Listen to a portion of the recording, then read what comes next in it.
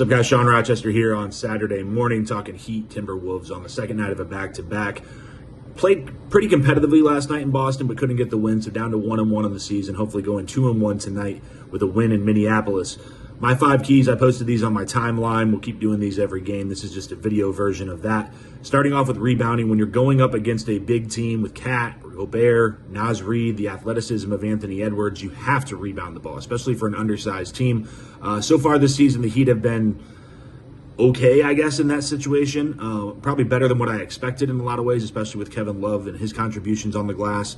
But looking at that first game for Minnesota, they rebounded almost 35% of their own misses against Toronto, and a team that is a little bit longer than us, but also I would say is undersized. You cannot just keep giving teams second chances. And if you play good defense and you're holding them to a low percentage, but you allow them to get their offensive rebounds, first, it's deflating for your defense, but second of all, you don't have to be as efficient offensively if you're getting so many extra chances compared to your opponent.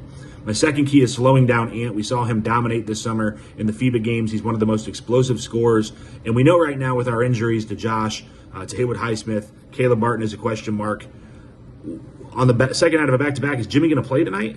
I don't know where they go, and defense is never an individual thing. It's a team concept. But how do you slow him down? Who do you put in front of him? I mean, Tyler Hero, Kyle Lowry, Drew Smith will compete, but there's no good answers there. And if Jimmy plays, I think that can be the task. But he's so strong, but also so quick. So we just don't have the matchups for him. And maybe you see zone, but just, not an easy guy to slow down, even if we were full strength.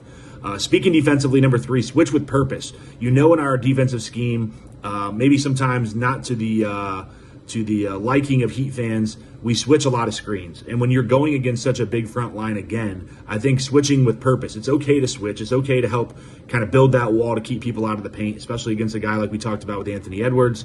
But when you switch and you end up with Kyle Lowry guarding Cat or Tyler Hero guarding Gobert, in those types of situations, there's nothing you can do if they just put you in the rim.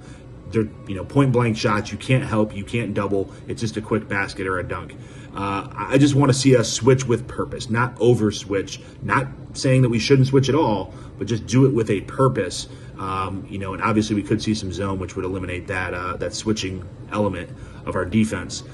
The fourth one, and again, it's sticking with defense, I guess here. The Celtics last night, they're a unique challenge.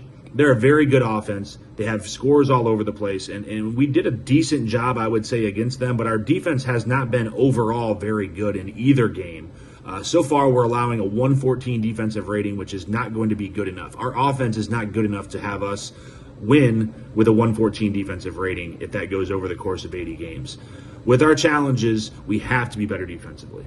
Minnesota, in their only game this season, scored 94. They played against the Toronto Raptors, I would say a pretty good defensive team, early on in the season and what you expect them to be. So this could be an opportunity for us to get back on track. However, it's a 1-game sample size. And really, when you're looking at the Heat, it's a 2-game sample size for that defensive rating. So hard to, really use data right now, but we have to be better defensively. I think that's just an easy way to put this.